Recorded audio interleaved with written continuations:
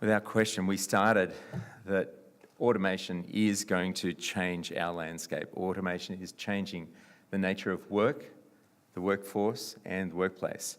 We heard some incredible data and many great anecdotes from across the public sector, from academia and the private sector. But one of the things that I didn't quite expect that I did hear, or what I didn't expect to hear that I did hear, was the sense of optimism and the sense, if you don't mind, of nationalism, that this is an Australian problem for those in the room and we are going to solve it for Australia. We're not going to talk about it, we're going to do it. We're going to address this. I heard that we're going to have, on average, 11 jobs in our career, that there's been a 212% increase in the call for digital literacy in job ads in just the era from 2012 to 2015.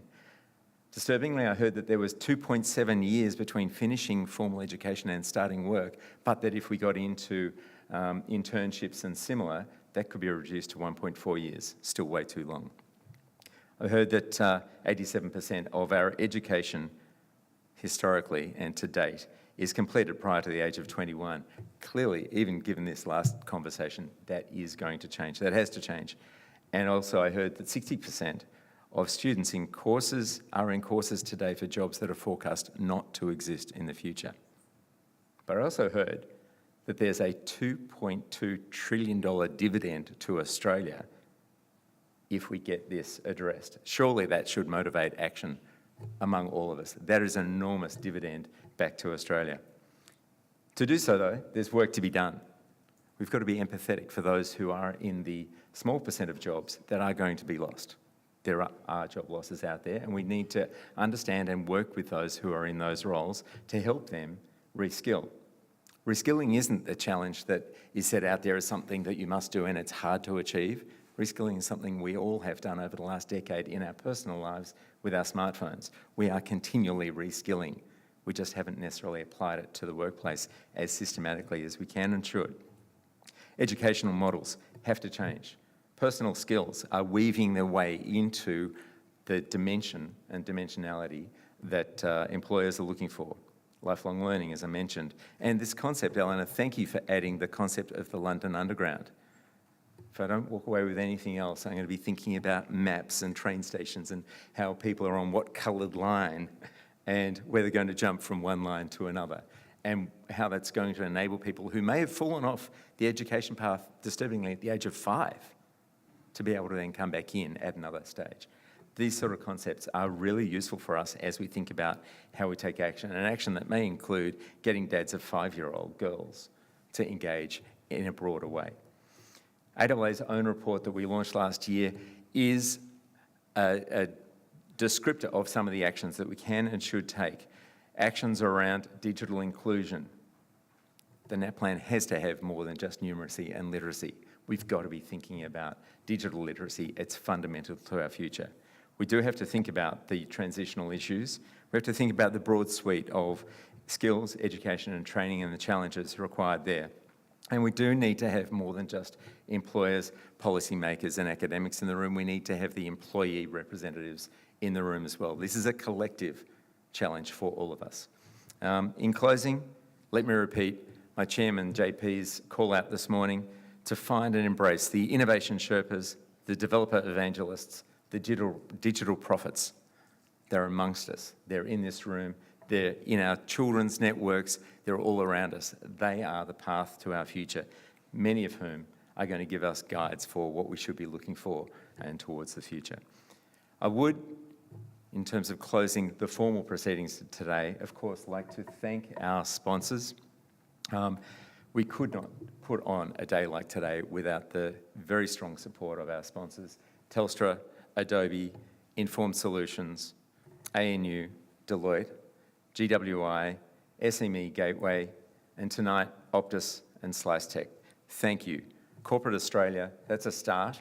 We need to have all and more. This is a journey, if I employ to anything, that is moving from words to deeds, from thought papers to action.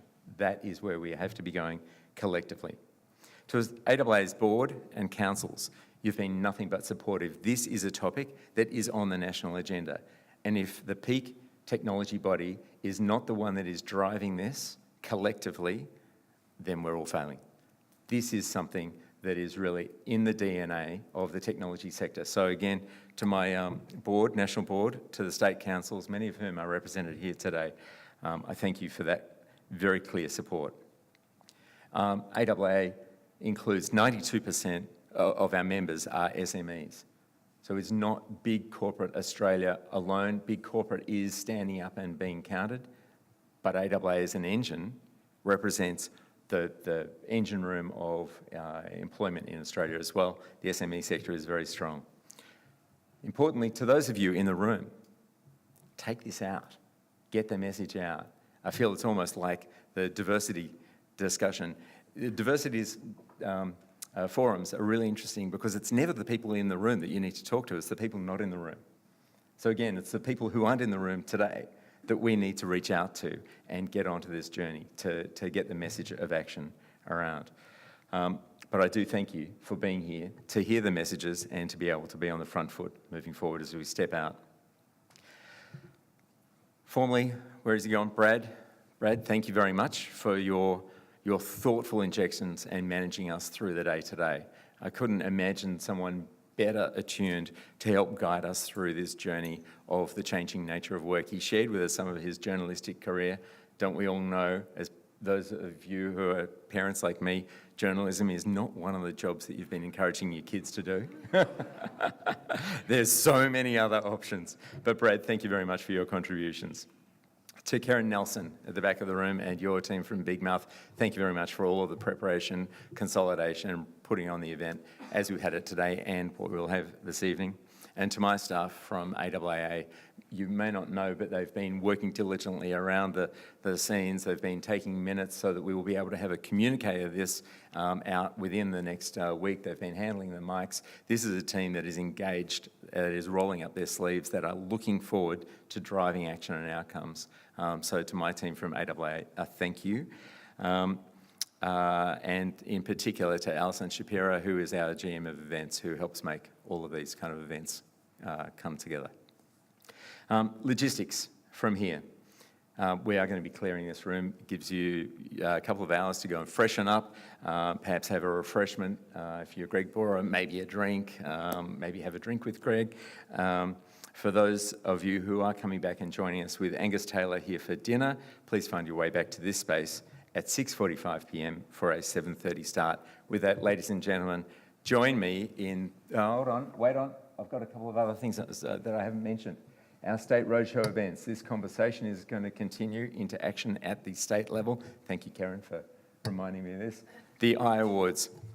AAA runs Australia's largest, longest running, now in its 25th year, Innovation Awards program. If you want to see something that is really exciting, 35% of entries typically are from the public sector. Yes, the public sector is innovative in Australia. We have kids from the age of 10 driving innovations. We've got Corporate Australia driving innovations. The iAwards is huge. It runs around the country and culminates in Melbourne on the 30th of August. And with that, let me draw it to a close. Can I close now, Karen? I can close. Thank you, ladies and gentlemen. Wonderful day.